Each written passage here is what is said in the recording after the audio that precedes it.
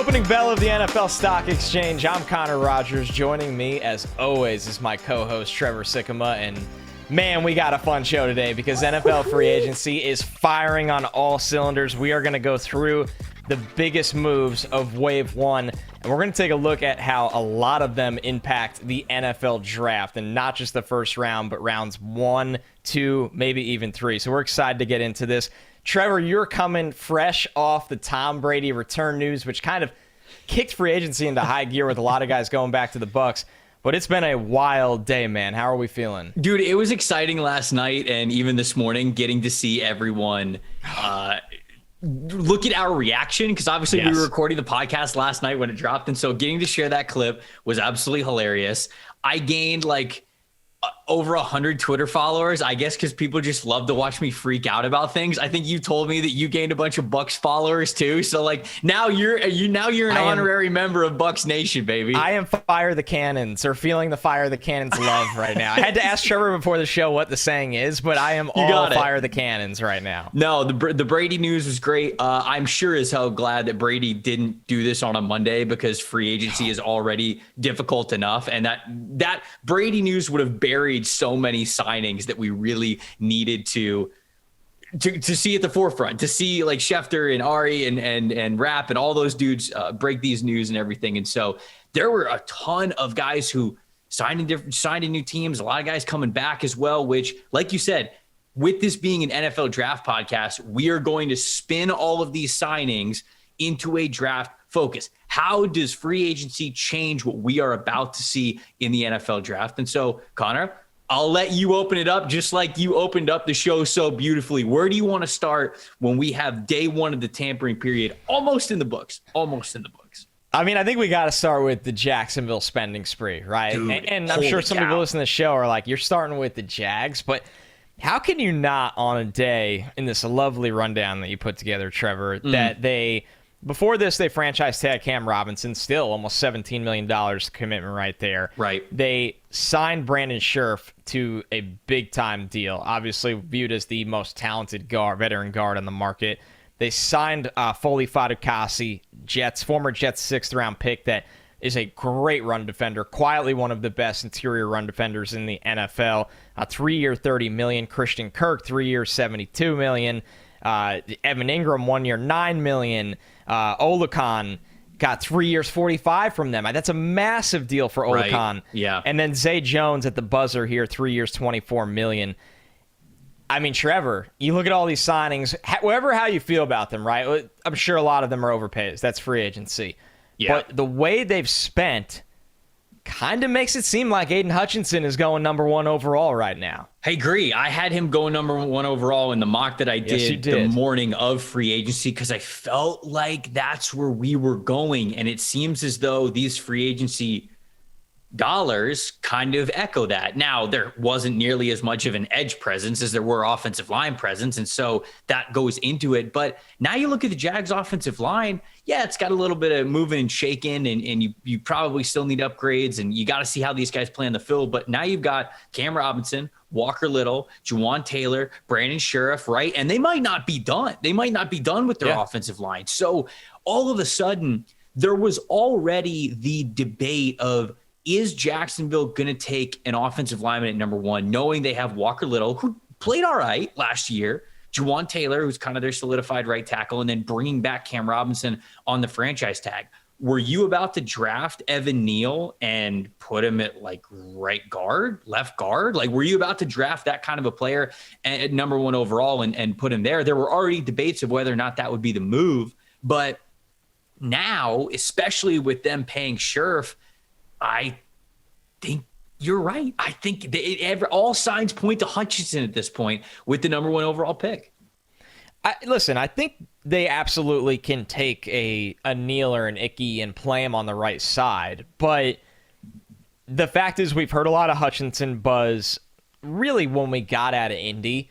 And we know how much teams love Hutchinson because he has the ceiling of a number 1 overall pick, but also has the floor that you feel good about from a safety valve perspective. Mm-hmm. And the fact that they have allocated so many dollars. Remember what I said from your mock draft show, the one that came out Monday of this week? I said My biggest question with Jacksonville is a team that is so conscientious of the PR hits that they've taken since Urban Meyer and failing Trevor Lawrence.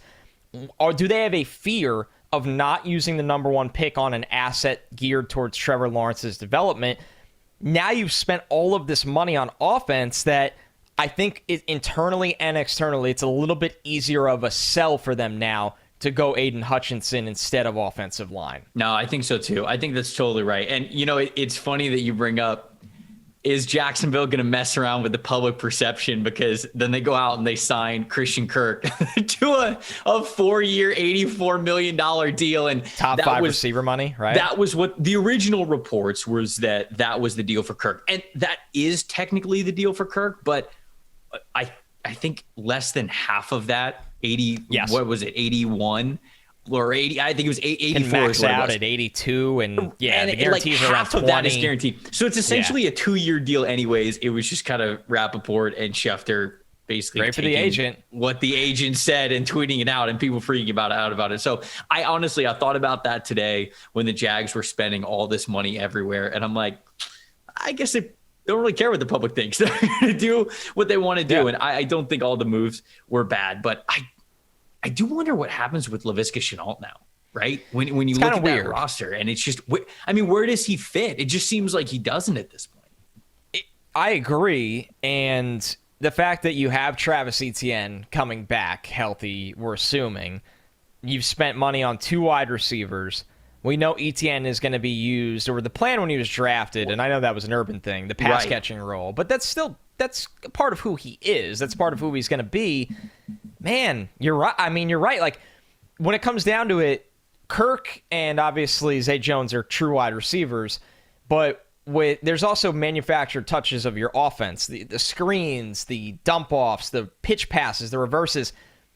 I think those go to Etienne before Shenault, and now you're right, Trevor. He feels like a guy that draft day, maybe you call up and you offer a 5th or a 6th rounder. Right. Maybe. Right. Maybe. I don't even know if he's worth that right now, and then he's moved off the roster. Maybe. I can't remember what the phrase was that they used at the Combine. I think it was that the ship has not sailed on Laviska Shenault, but, they say about Denzel Mims. That's not a good thing to say about. Right. And head coach and GMs, for as much as we like to try to take nuggets from them at the Combine, they also lie a lot. I mean, Pete Carroll basically just said, we have no intentions of trading Russell Wilson. And then a week later, they trade Russell Wilson. Yeah. So we know that the head coaches and GMs fabricate things and just don't really want to answer questions truthfully, especially when they're hard questions.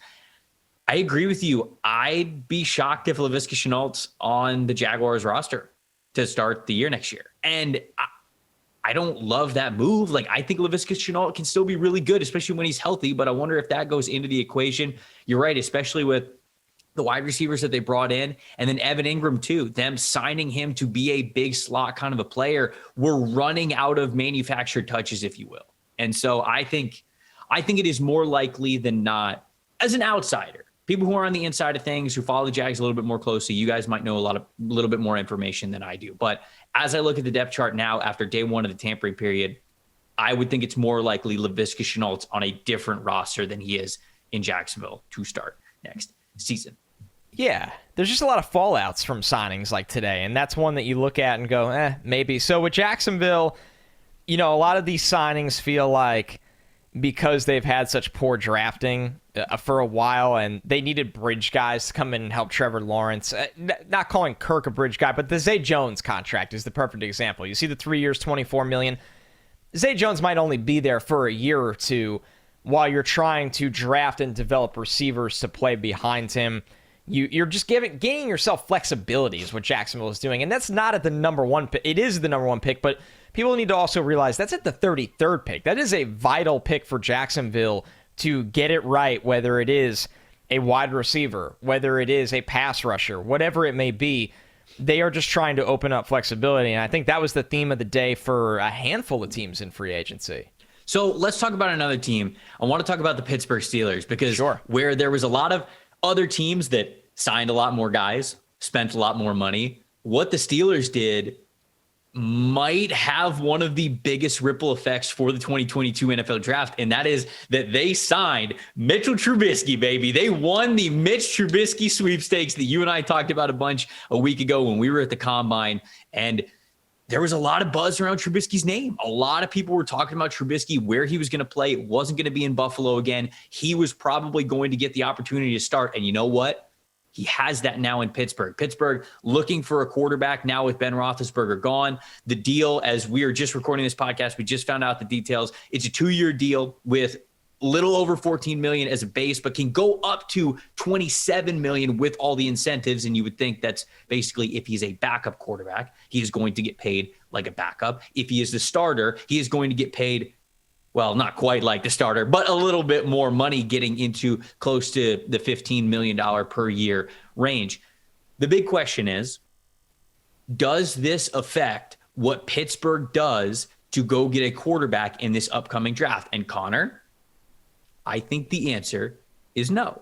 I still think they love Malik Willis. I still think they're in on Malik Willis. What this move does, it allows Pittsburgh to, at least on the outside, look less desperate when potentially trying to negotiate to get up from number 20 to go get Malik Willis. Because you said on yesterday's episode of the podcast, I had Malik Willis going number 20, and you said they're going to have to move up. There's no way they're going to be able to sit back at 20 and get Malik Willis. And I agreed with you, but I wasn't sure where that spot was going to be. This move to me is a great insurance move and a leverage manipulator more than anything else to hopefully go get the guy that they really want to be starting in Pittsburgh a couple of years from now.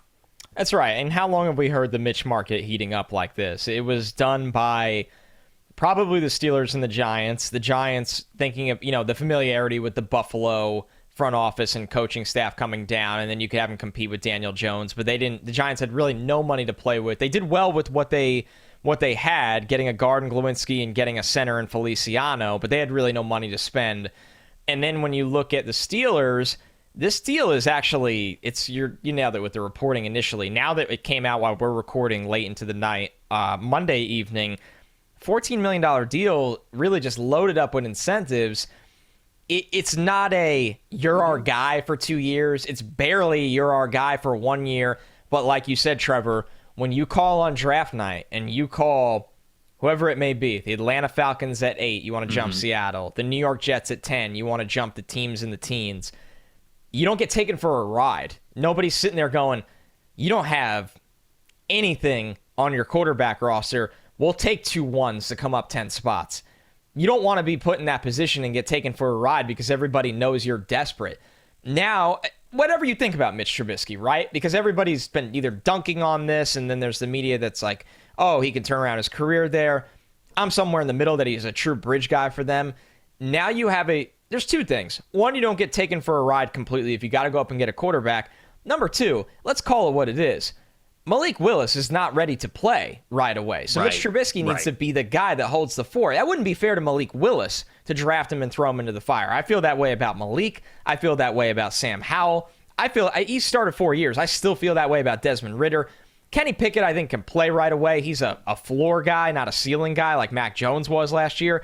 But for the Steelers, this is a double, sided sword of a move where you're protecting your leverage and you're also protecting the development of whoever you take a quarterback. But I think the theme has to be here, Trevor. They are still in on the quarterback class for 2022. All of a sudden, my mind now really goes to number 11 with the Washington Commanders, where Pittsburgh could target to go up, because I don't think any of these teams in the top 10 are super in on spending a premium pick that high on this quarterback class. So I feel like it is realistic to believe that even if you believe Malik Willis is going to be QB1 in this draft, it might be right outside the top 10. Now, if Pittsburgh goes up to 11, they're jumping teams like the Minnesota Vikings at 12, like the New Orleans Saints at 18, right? These teams that might be looking at quarterback, who might be looking to move up even. And Pittsburgh can go to Washington now, a team that is looking for extra draft capital now that they have made the trade for Carson Wentz, and they could potentially get a deal done there. So I look at 11 and I see that as a hot spot for a Pittsburgh Steelers trade up if they want to go up and get Malik Willis and make sure that they secure that. What's another talking point that you have during this tampering period? I mean, we got to look at the teams that just said, we have a quarterback on a rookie contract that we feel really good about. Let's go spend all the... I mean, you got to realize, right? When you have a franchise quarterback, however you view it or not, that could be Kirk Cousins because of money. That could be Aaron Rodgers. You're in that $30 to $50 million range. When you're on the rookie deal, say the number's around 8 because you were taken as a top 5 pick. That's multiple starters you can play with. So we'll start with the Chargers right here, who went out and said, because Justin Herbert's on a rookie deal, but he is a star, we are going to utilize the cap space that we're saving before we have to pay him. They brought back Mike Williams on a 3-year, $60 million deal. Huge. Okay. They signed J.C. Jackson, the number 1 corner on this market and an interception machine, which, another double sword move. Yeah, you got J.C. Jackson. You got a number 1 corner. You took him from New England, who can be a thorn in you trying to get one of those late playoff spots because you're looking uphill at the Chiefs. That's how it is. And maybe the Chargers are better than the Chiefs this year. I don't know that, but that's just reality right now. They're getting closer. They're closing that gap, man. The Bills are better than New England. So New England is a problem for you. They are one of those late seed playoff teams that's going to be a little bit of a thorn. Now you sniped them. You got J.C. Jackson, who New England, for whatever reason, it sounds like didn't make contact with to bring back. Sebastian Joseph Day for the interior of your defensive line. Oh, yeah, and they traded for a guy named Khalil Mack. Okay? Heard of him. So, I mean, good Lord, Trevor. The defense, my theme of this is they did so well solving needs with premium talent.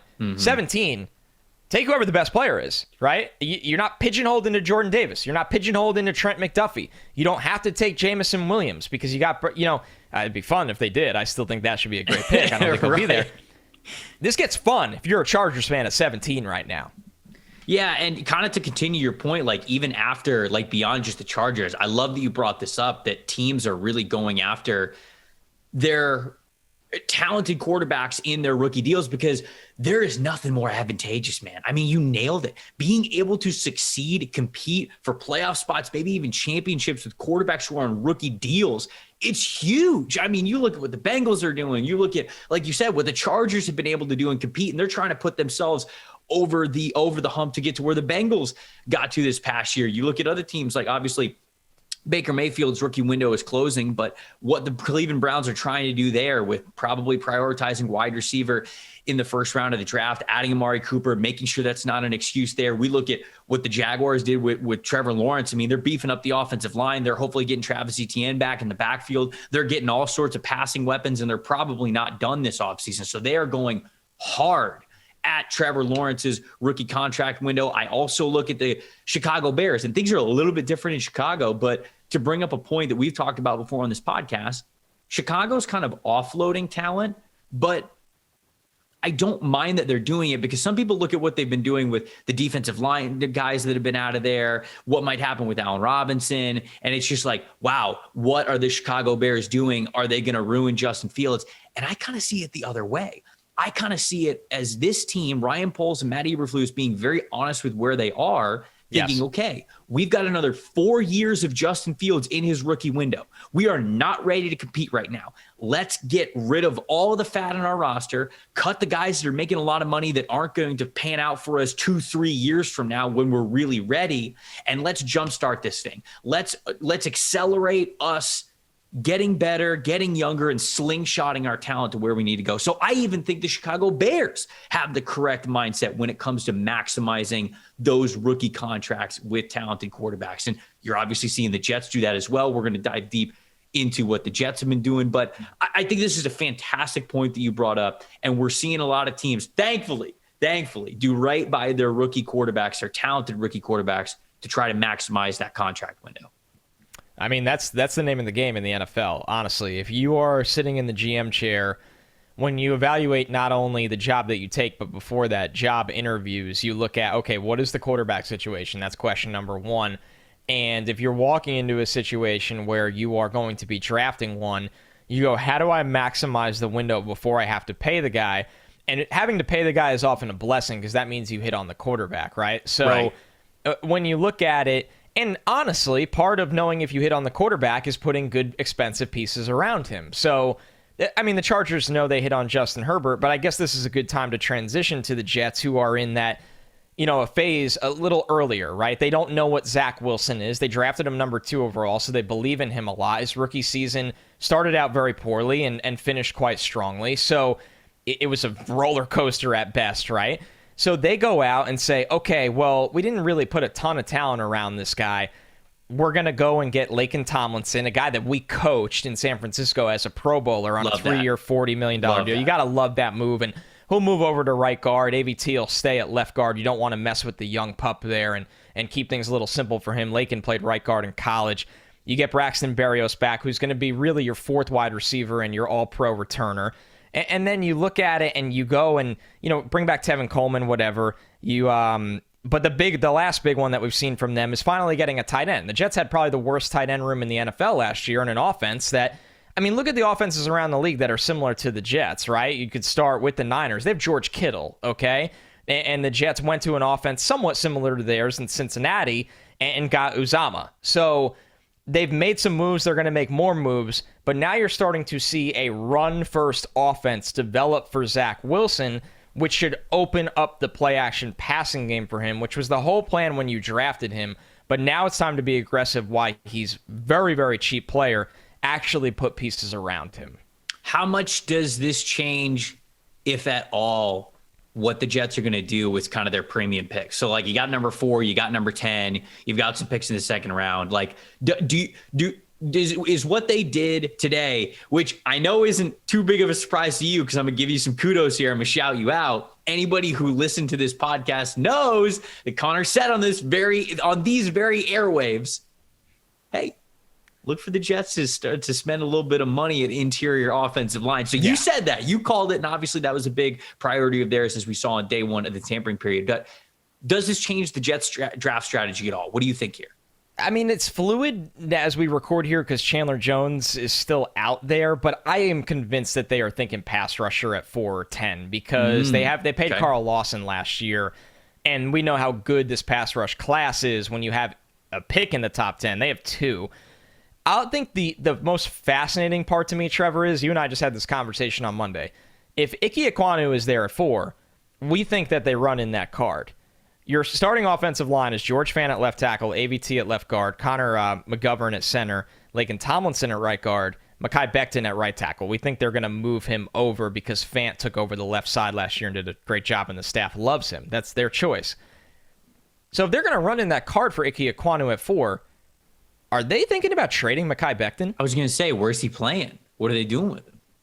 It's a situation to me that I find fascinating. And look, if he can't get his weight under control and they believe that he's always going to be hurt, then okay, I guess you explore a trade. But like, if you're trading Mekhi Becton right now, it doesn't feel you're going to get what you want in return. That's where I'm hung up on it. That this was Joe Douglas's first round pick since taking the job. You cannot just dump off that guy. You need something significant in return, a top 50 selection, and I don't know if they get that. So that's where the Jets are right now. Very interesting because they control so much of how the draft goes at 4 and 10. I felt Ekwonu at 4 if he's there, and then we talked about Thibodeau and Jermaine Johnson if he's not. 10, I think, is going to be wide receiver. Coincidence. So you think it's going to be wide receiver still? Okay, I do. I think Sauce Gardner's a wild card for them, but I think they're trying to sign a corner as well as we do this show. But yeah, I think wide receiver has to be an option for them. That's why I called Berrios the 4. I think the wide receiver group will be Corey Davis, Elijah Moore, the 10th overall pick, or where if they move back a little bit, and then Berrios. So the Jets they're finally being aggressive. Joe Douglas has not been overly aggressive since taking that job, and they are trying to make the strides that the Chargers, the Bengals, and the Bills have. Long way to go to get to those 3. Long way to go, but that's the name of the game if you want to be in that chair for a long time. All right, there we go. All right, so I did want to go back a little bit to the Chargers conversation because we talked about the Herbert angle. You mentioned the moves that they've made, brought back Mike Williams, went and got J.C. Jackson, traded for Khalil Mack, and then they signed Sebastian Joseph Day, which you and I talked a little bit about this before we hit record on the podcast because it was just kind of breaking that was happening.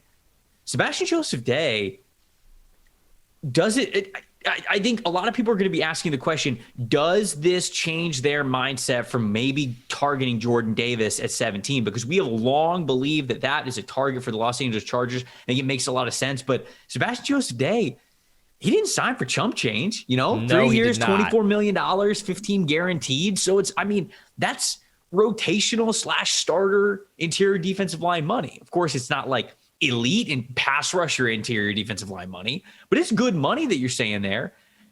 I think you are right, though. I think this is truly just freeing the Chargers up to pick whoever the hell they want at 17. And you know what it also does?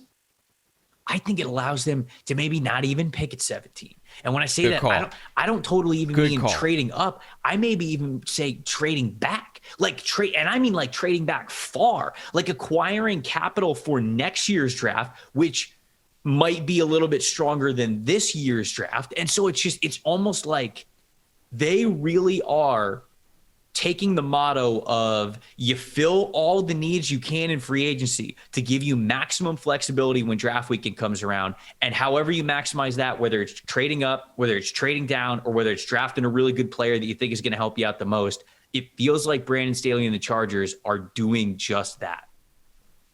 I think so. And I think, number one, I love that you brought that up because that's a tradable spot. Because who's picking behind them? The Saints. And everybody thinks that the Saints are either finally all in on the wide receiver class, and if not, they're a wild card to take a quarterback. Mm-hmm. That matters a lot. Yes. Because you don't want to be the team picking in the 20s that didn't get your receiver when they're all gone. Right. Like I said, that run starts with Atlanta at 8, the wide receiver run. It gets hot with the Jets and the Commanders. It gets hot, it gets hot again in the middle there. I think that's a very movable pick, and that's a way to get your second rounder back and continue to distribute more talent when you don't have a need at 17. Trevor, how many times have we talked about it? This class starts to fall off a cliff where everybody's even for about 40 picks. I love what the Chargers have done. I am genuinely excited about them right now. Yeah, they're killing it. They're absolutely killing it. On the other hand, which, man, that was a little too mean. I probably shouldn't have tough transition. Like but I don't really know what the Cowboys are doing right now. We talked on yesterday's podcast when you brought up the Cowboys selection in my mock draft, and I said that it was kind of about them keeping status quo. I had them taking Bernard Raymond, the offensive tackle for Central Michigan, which I still think could be a good pick for them. But now you look at kind of what they're doing. Okay, they're losing Amari Cooper. They lost Xavier Woods. They lost Lyle Collins. They brought back DeMarcus Lawrence for an incredible deal, by the way, like $10 million a year, which is nuts. I don't know how they got him to sign for that. It's guaranteed all of it. That's the only way. I guess, but still, man, like Harold Landry's making way more than that. And I love Harold Landry, but come on, what are we doing? Dalton Schultz, they franchise tagged, and they did reach a long-term deal with Michael Gallup. So I still think the plan for the Cowboys is to try to maintain status quo as a contender. But I'm not as sure I know exactly what that pick is going to be at 24 with that thought in mind. Do you have any more clarity here on the Cowboys one way or another where they might be leaning with that first round pick? Well, I still think they have quietly significant problems on the offensive line. If they're moving on from Lyle Collins. That's, if you just followed the Dallas media, they were talking about him being potentially traded. Then they were talking about him being potentially cut if not traded. And now it's like, it sounds like he's going to be released no matter what, which is big time for the Broncos. Need a right tackle. I still think Jacksonville needs a right tackle. Lyle Collins is a great name on the market for those two teams. The Raiders, I think that'd be a home run for those three teams. Yes. But, man, now the Cowboys have two holes on the offensive line. They obviously could think about wide receiver. Cedric Wilson went to Miami, and that was kind of the quiet signing of the day. Yeah. I mean, you lost Amari Cooper. You lost Cedric Wilson, who is a nice little player for them as their number 4. You need CD to take that step. You like Gallup, especially that contract. It's a good contract for Gallup. I have no problem with that.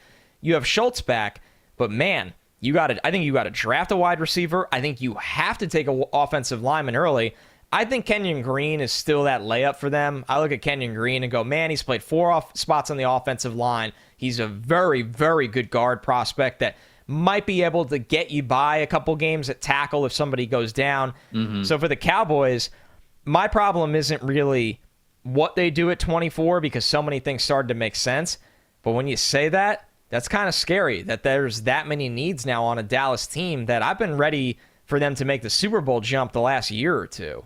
Yeah, it's not there are so many options at 24 because they don't have a lot of holes in their roster. It's not the Chargers. It's the opposite. Yes, there's so many options with the Cowboys that we would really like for them to fill multiple options with one pick if they could. I still think I agree with you. I think Kenyon Green's very high on their list. I think he's going to be a big-time target there. I think Bernard Raymond's the same way. Obviously, if a guy like Trevor Penning gets down there, they're going to think about him as well. But they could be tempted by wide receiver at this point, right? CeeDee Lamb and Michael Gallup, I know they like those guys, but they've had those guys plus Amari Cooper, and I think that they like the fireworks they were able to have with that group. I think personally that wide receiver is firmly behind their offensive line preference and addressing that in the first round. But I do think it's a little sneaky. If offensive line goes a lot quicker than we believe it's going to, if they don't love the options that are left, especially the right tackle options, maybe they could dip into wide receiver. So that is a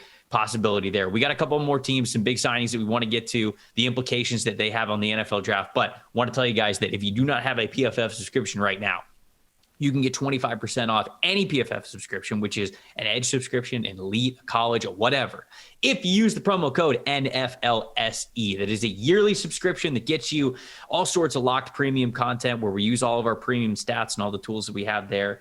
The Green Line betting tool for in the season if you're a big bettor, the fantasy football draft guide, the actual full draft guide that we have that gets released early on, which gets updated, I think, throughout the year. And so there's so much stuff that comes with a subscription.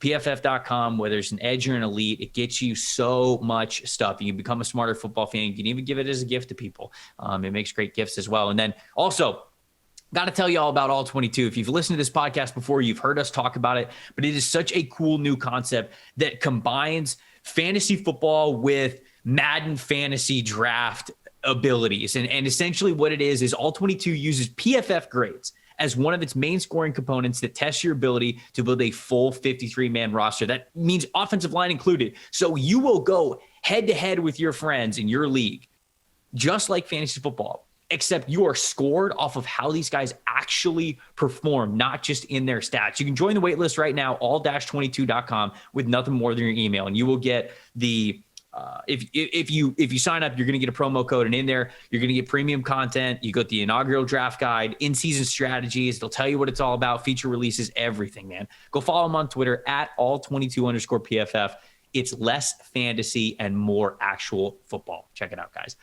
Where are we going next? Who do we want to talk about? We got a handful of other signings that I think are really going to impact the 2022 NFL draft. So who else do you want to bring up? We're going to get heavy into the Bengals in here in a second, but I didn't want to forget because this was a talking point of mine on Monday's show that got dated instantly. Kirk Cousins getting a little extension. What happened on Monday? What happened on Sunday night? Something happened on Sunday night? Oh, my God. Yeah. Well, we got a little sidetracked by the old Tom Brady news. And then Kirk Cousins kind of flew under the radar. They add one more year onto his deal for about $35 million, which my talking point on Monday's show was I don't know what this team wants to be. Do they want to go full throttle with Cousins and try to win? Do they want to just let him play out his deal in 2022 and then move on to a early rookie pick? I still am a little confused, Trevor, to be honest with you, because they didn't give Cousins this commitment of we're going to build around you for the next 3 to 4 years, but they also are paying him top dollar for the next 2. Mm-hmm. So I still think the Vikings are somewhere in the middle. I do look at this deal and say, okay, well, they're obviously trying to win. They think they're ahead of the Lions, which is understandable. They think they're ahead of the Bears, which is understandable. They are not ahead of the Packers, obviously, although the Packers, who we're going to talk about a lot today as well, have some interesting good things and some interesting issues ahead of them. So the Vikings extending Cousins, what do you make of this? It's such a hard deal to react to. I just can't figure them out. You know, when I look at this Cousins deal, I look at it differently than, say, what the Steelers did with Mitchell Trubisky, because I talked about, okay, you're getting a guy on the roster, you're getting some security to allow yourself to have a defense against really losing leverage, maybe going up or back or however you want to navigate this quarterback class. Honestly, them signing Kirk Cousins again to a fully guaranteed extra year, which Mike McCartney is an elite agent, man. Elite. How he has been able to do this with Kirk Cousins is incredible. My hat is so far off to Mike for everything that he's been able to do. Dude, since 2016, no quarterback in the NFL has made more money. It's insanity. No quarterback in the NFL Insanity. since 2016.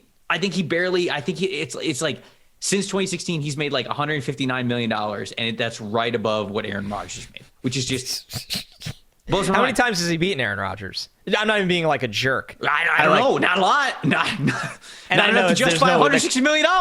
I know it's not the quarterback wins thing, but still. Vikings have had a good roster, by the way. So I mean, when you look at it, I think this tells me the Vikings are not in on this quarterback class at all. And we've sort of toyed with the idea of, hey, Minnesota would be a great spot for Malik Willis. Draft him, sit behind Kirk Cousins for a year. You move on Kirk Cousins, then you're starting Malik Willis. Same thing could be said with maybe some of these other guys, right? Sam Howell, a Carson Strong, maybe a Kenny Pickett, a Matt Corral, whatever.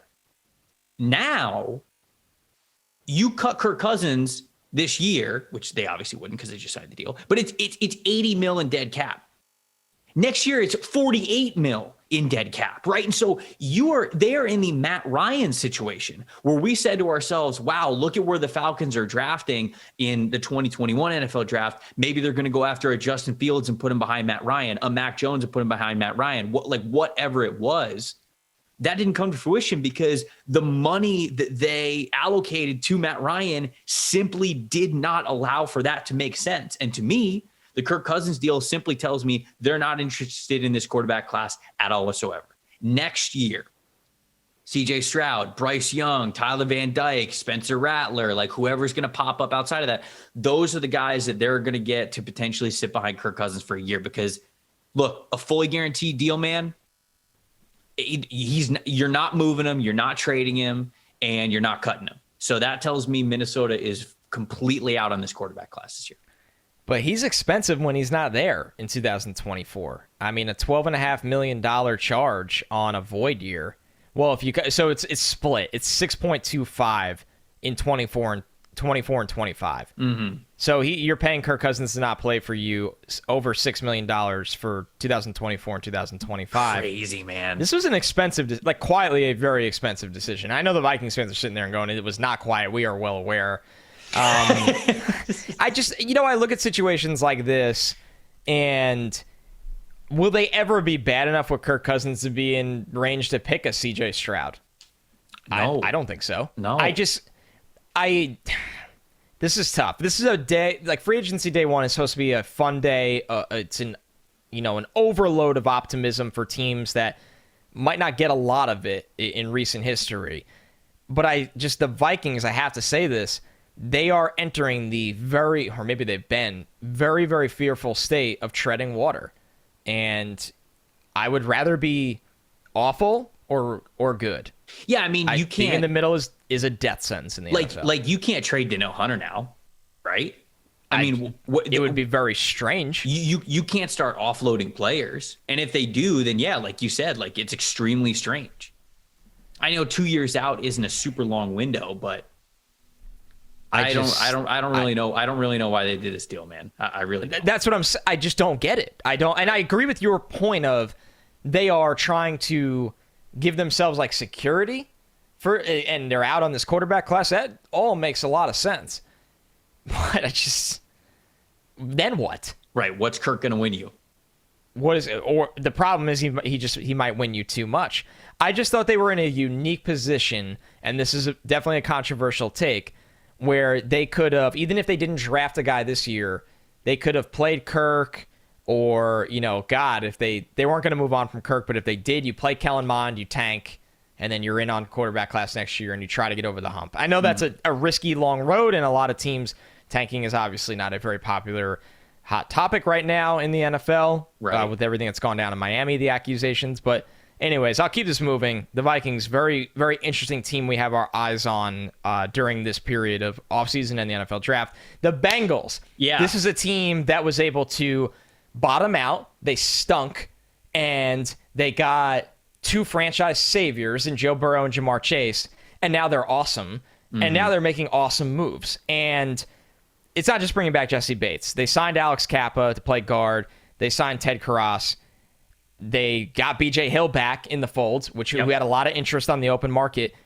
Trevor, I love that they went veteran offensive line approach. They didn't go, yeah, we'll fix it in the draft, even though we have 30 teams picking in front of us and we have no idea who the hell is going to be there. They were proactive. They were the anti-Bengals. They spent money, and they spent it in the right way to help Joe Burrow, to help this offense. I think Cincinnati is kind of in the same boat that the New York Jets were in going into this free agency. And they said, look, there's a lot of viable options on the interior offensive line. And we're going to go and we're going to spend money and we're going to make some splashes in that realm. And getting Karras and Kappa, I think, is huge. I think it's awesome for them because, again, it makes them a lot less desperate at number 30 where they're picking at the back end of the first round. I had kind of been told, and I've got some whispers that, during the combine, it was that, hey, if the draft were this weekend, they would probably be leaning defense, or actually that's a bad way to put it. Projecting out what they were going to do in free agency. Yes. You nailed it. We're going to go defense. Now, that is not like definitive, but I feel like it's leaning defense depending on how the board falls, right? If a great offensive lineman falls to you, like, if a Zion Johnson or a Trevor Penning or a Bernard Raymond or something like that, if one of these guys, a Tyler Smith maybe even, falls to you at 30, yeah, they still might capitalize on the offensive line and might make another splash there. But if a lot of those guys are off the board, if they don't love who's left, I really do think there's a possibility where they could be looking at defense. Corner could be a big need for them. Linebacker could be a need for them. If Devin Lloyd falls that far, which I don't know if Devin Lloyd's going to fall to 30, but I think that's in range for Nakobe Dean, right? You look at corners, Kyer Elam might be there at 30. All of a sudden, these two moves by the Bengals, I think, were fantastic. They did exactly what they needed to do to go get decent, like bottom line, decent offensive line play, could be even better than that. And they're spending their money the way that they should, freeing themselves up a little bit more at number 30 because, dude, you mentioned it. Well, it's not 30, it's 31, right? Yeah. That's how that works when you make the Super Bowl and then lose the Super Bowl. So what you were saying, there are 30 more teams in front of them. They're not allowing their draft position to stronghold them more than it needs to for what they're going to pick. So I think that that's where we are with the Bengals. And I thought they did a great job. Yeah, and they've done such a good job with their vast reach of signings to make this team better that now the door might be open that you can use your second round pick 63, to move up from 31 if you want, if there's a player you really like, because you addressed a lot of holes. And maybe you really like a Trevor Penning at right tackle and over Riley Reif or whoever it may be. You look and you can complete the offensive line with a balance of young guys, with veterans.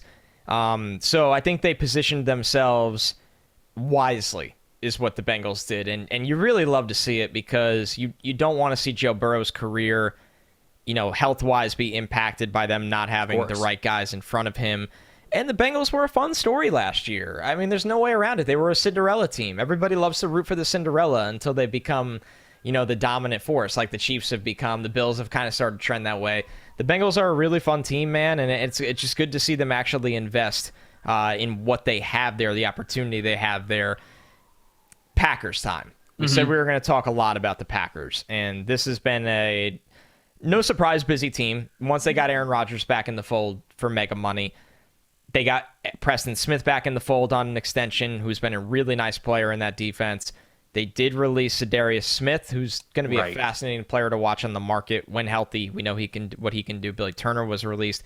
They got Devondre Campbell back on a 5-year, $50 million deal, who was quietly one of the best defenders in the NFL last year. So here's the question, Trevor, or what it all comes down to. We saw a report this morning from NFL Network that Davante Adams will not, and I get it, will not play on the franchise tag. Davante Adams is the best wide receiver in football. But the problem is DeAndre Hopkins is drastically paid as the top wide receiver in football. can the Packers make this work? I mean, there's always a way. The Saints have taught us there's always a way, but I think this has become more complicated than a lot of people have been led on to believe. I agree with you that it is a little bit more complicated. It's not as much hey, Davante Adams. I think the franchise tag was simply to buy more time. But, sure. You know, if Rodgers signed a 1-year deal, I think this would have gotten a lot more dicey. But he signed a 4-year deal, which doesn't mean that Rodgers is going to play all 4 years, but it does mean there is some leverage in how you could manipulate a long-term contract with Davante Adams. Because if Rodgers wasn't going to be committed to playing to you for very much longer, like let's say, like I said, like let's say he signed a 1-year, $50 million deal. Well, then all of a sudden it's like, okay, are we going to be rebuilding heavily after Rodgers leaves? Like, like how are we going to be able to make it make sense that Davante is still on our team? That we're not, okay, now hitting our winning window right when we're getting done paying him all this money and he's not helping us as he was before. So I think it would have gotten a little bit more complicated if Rodgers only signed a 1-year deal, but he's back for 4 years. I think ultimately they are able to work it out. They're able to get Davante 3, 4, I mean, maybe 5-year deal if the money's right, but you can manipulate the money in there the longer the contract is. And I think that's what plays to their advantage. I think the Devondre Campbell contract is the biggest draft change, if you will, with the Packers. Not necessarily the Davante Adams news where he said that he's not going to play, because I had Devin Lloyd going to the Packers at number 28 overall in my most recent mock. Thought Nakobe Dean could have been an option there too. I know the Packers have some thresholds with length, so maybe Nakobe Dean wouldn't fit that bill, but he's a good football player. So all that to say, like, I thought linebacker could have been a consideration for them at the back end of the first round. Now it's not. Now I think you're looking elsewhere. Now I think you're looking at defensive line, right? A Logan Hall, a Travis Jones, maybe going wide receiver if you want to combine that. But I don't think that has to do with the loss of Davante, if you will. So I think that the Devondre Campbell is what changes things a lot for Green Bay.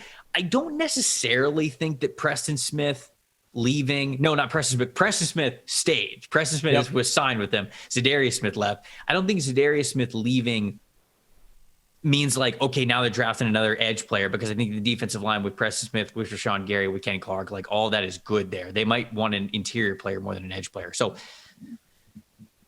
I don't think the linebacker's on the table for them anymore. I think they're now going to look towards defensive line, maybe wide receiver, but I don't think it's as much because of Adams. Yeah, I think they find a way with Adams. It's just interesting how, he's not like, oh, Rodgers is back, I'm here to take whatever you give me. It's like, no, you got to take care of him too. He's got to be the number one guy, and they're going to have to. You've already seen it. They moved on from Z. It's cool that they got a deal done with Campbell, and they're going to have to just move some money around and find a way to get Davante done. But I agree, the draft aspect of it is, do they look for that long, elusive, true number 2? Now that we're assuming Valdez-Scantling is going to leave in free agency, do they opt to draft that? I agree with you that they can definitely look up front on the defensive line. Let's not forget, now that they released Z and kept Preston, it's going to be Preston and Rashawn Gary, but you need guys that can play in between them.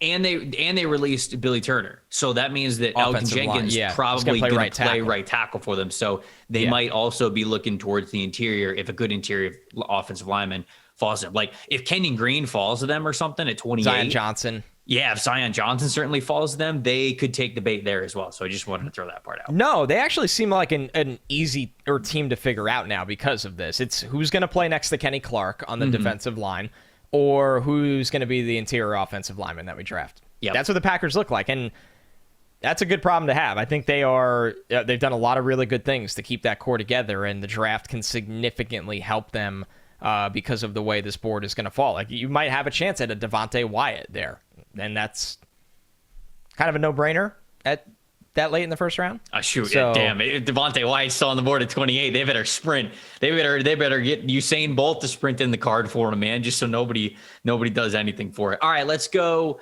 one more each before we get out of here. We'll go quick.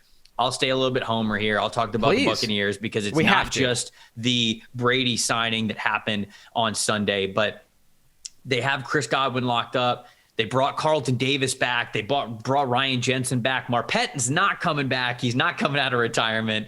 Alex Kappa now gone there for them. I still think interior offensive line is their biggest need. I had them going Tyler Linderbaum in my mock draft from Monday. I think that if Linderbaum is still there, regardless of if Jensen is there, they would draft a damn good offensive lineman like Linderbaum if he is still on the board. I think they're going to bring Gronkowski back. They might bring Leonard Fournette back. This is really as close to, again, a run it back as they had before. Yeah. The only question to me is, can Jordan Whitehead, the safety, get a lot of money elsewhere and maybe he'll be gone? But they have Mike Edwards. They have Antoine Winfield Jr. They're bringing back Carlton Davis, obviously. That was massive, secondary is there. Dude, blew my mind that was possible. I was so convinced that this team was 100% losing Carlton Davis and Ryan Jensen, and somehow they brought both of them back.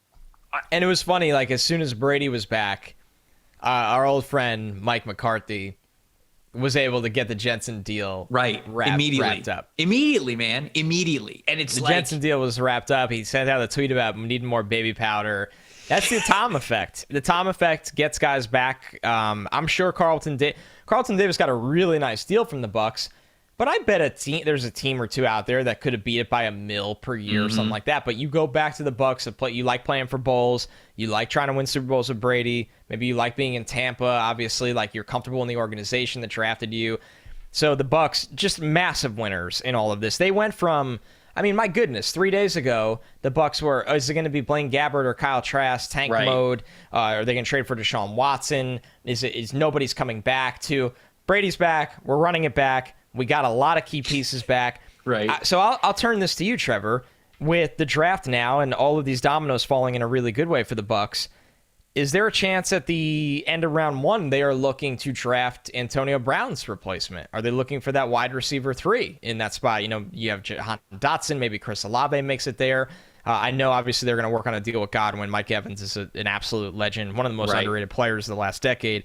But that number 3 is very, very important for that offense. Yeah, no, I think that's firmly right there. I think that it's either going to be offensive line or it's going to be wide receiver. It's going to be one of those two. They're going to play the board as it comes to them. I don't think they're going to get too aggressive for trade-ups, although Jason Light loves to play the draft game, so that's always in the cards if it makes sense for him. Those are the two positions. It depends on who falls to you. If Chris Olave is still on the board, I think they would absolutely draft him. If Traylon Burks somehow gets there, you know, maybe even Christian Watson's in their consideration at the back end of the first round. Like all of that, I think is in the realm of possibility, and they'll look at every opportunity within those two positions, and I think make the best choice there. Who's your parting team that you want to talk about before we leave?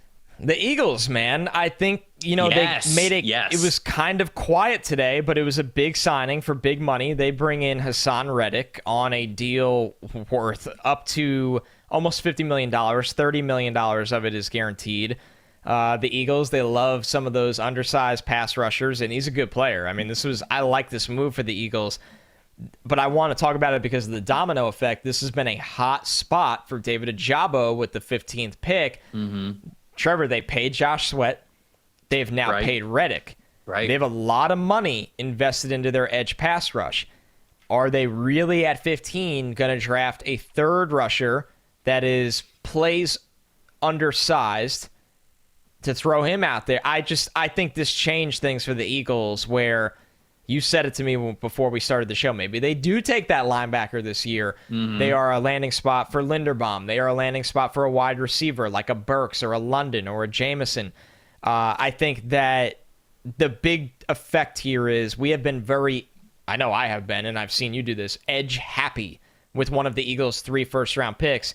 Maybe this wipes that off the board. It's hard to think that you have 3 first-round picks and one of them is not a pass rusher, right? Because the position is so important. You're right. I think the odds are lower than they were, certainly when the tampering period started. I wouldn't totally put it out of the question, but maybe they do look to a different type of edge player. Maybe they're they're going to go for like Karlaftis. That's exactly what you instead think of a David Ojabo, right? Like if both of those guys are on the board. So I still think corner is a big need for him. The linebacker, man, I think if Devin Lloyd is sitting there for you, like let's say they go Stingley at 15, they go Karlaftis at 16, and they roll the dice a little bit and they get to 19 and they go, hey, like if Devin Lloyd happens to be there at 19, we'll take him at 19. Maybe this is the year because they're not bringing Alex Singleton back. The linebacker room's already bad. And I get that the Eagles don't often do this, but the linebacker room has been bad. So, and you're losing one of the guys that was already on your team. So maybe this is it. Maybe they use that 19th overall pick finally on a linebacker that they might really need. Yeah, man, their problems are right in front of them. They're not good in the middle of the field because they don't treat the middle of the field like a necessity at all. And when you overlook it year after year after year after year after year, and you are, listen, I get it from the perspective of you don't value off-ball linebacker with premium assets. That's fine if you want to take that approach, but that means you need to hit in other ways. Day 2 of the draft, mid-tier signings, stopgaps, trades. And they haven't. So maybe it is time to change the approach. We'll see.